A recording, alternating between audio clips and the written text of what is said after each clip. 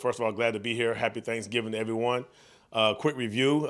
Glad we took care of business, got it done, and found a way to win the football game last week, and ready to move on to an obviously new opponent, Clemson. Thanksgiving weekend.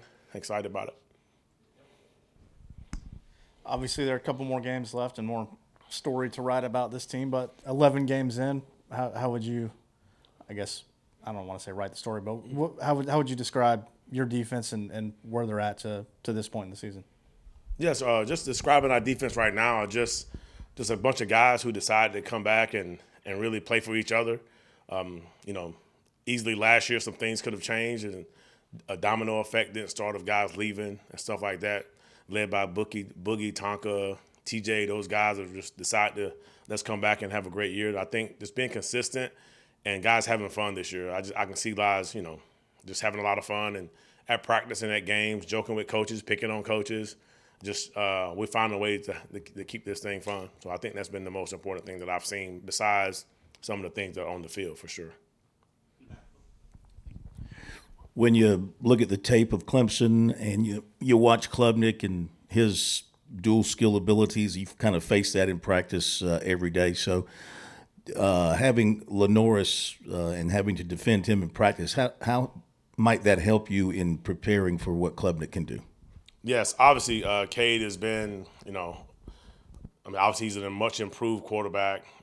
He come from a very quarterback-centric high school in Westlake High School in Austin, Texas. High school of Drew Brees and Nick Foles and a bunch of other superstars. I think he was 3-time state player of the year. So just understanding going against a player like that, obviously we have Lenoris on our team. That is a good comparison. But definitely he's playing some really good football now, Cade is, and he got a lot of people around him that's really helping him look a lot better there. He's definitely playing some really good football. Up front, those guys are doing a great job too as well.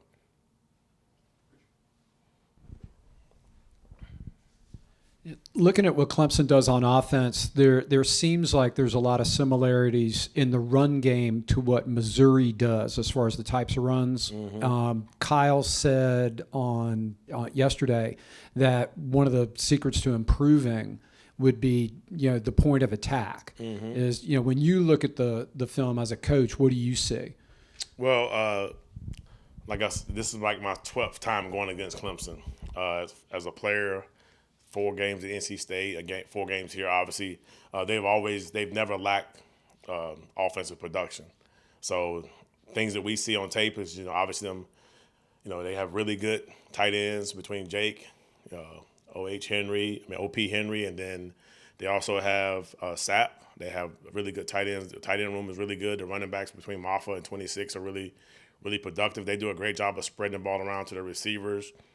Zero, Antonio, then they got Bryant, the receiver. Then they also have number 1, TJ, the receiver from Tampa. So they have weapons all over the field. That's how it's always been, from Sammy Watkins to Mike Davis, to Mike Williams. It's just always been a bunch of guys that you have to deal with at Clemson, and this is just another one of those years when they're doing the same thing. With Dylan and Kyle both chasing a couple records held by a pretty big name, have a chance to break those records this weekend. Do you hear those guys talking much about that? Does it come up in meetings? Like, do y'all joke about it? Serious talk about it? How does that kind of go with those guys? It's been one of those things. It's been a little bit of both, but for the most part, our guys, you may hear them talking about it or just wondering, what would that be like?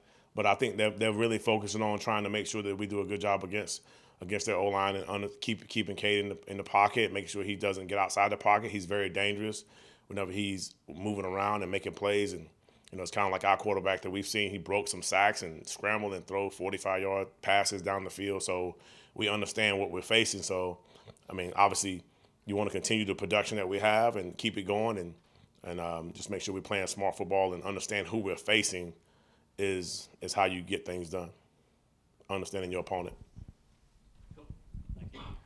How do you like the matchup of your defensive ends against their tackles, knowing that they've gone through a bunch of injuries as well on their offensive line? And then do you, because of Klubnik's running ability, do you have to kind of consider keeping a spy in there in the middle of the field to contain him in some way? Mm-hmm. Like I said, we love our defensive ends against a lot of teams in the country.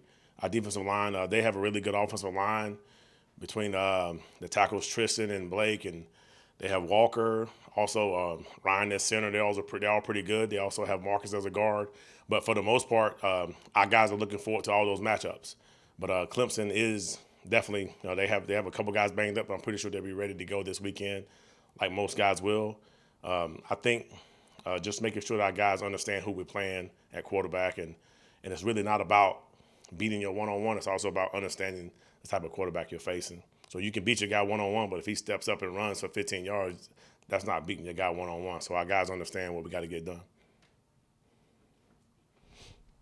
I guess sort of along those lines, when you're talking to your guys about trying to, keep the quarterback in the pocket, keep him contained, or however you phrase it, how challenging is that to stress that? Because I would imagine sometimes in the heat of the moment, guys are, getting up the field, playing as hard as possible, as fast as possible, might lose sight of that in a split second. So how do you try to reinforce that during the week? Well, it's one of those things where if you wait until this week to try to start doing it, you have no shot. So one, we started this conversation in January.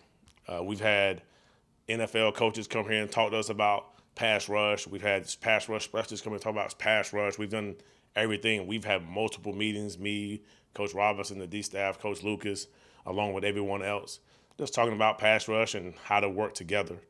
I think that's the best thing that we've improved in up front. Got to give Coach Robinson and Coach Lucas most of that credit of gelling together. I've been on staffs where the DNs coach and the D tackles coach on different pages on certain things, but our guys are linked together, and it's obviously paying off. And obviously, as the coordinator, you love it when your front guys are on the same page.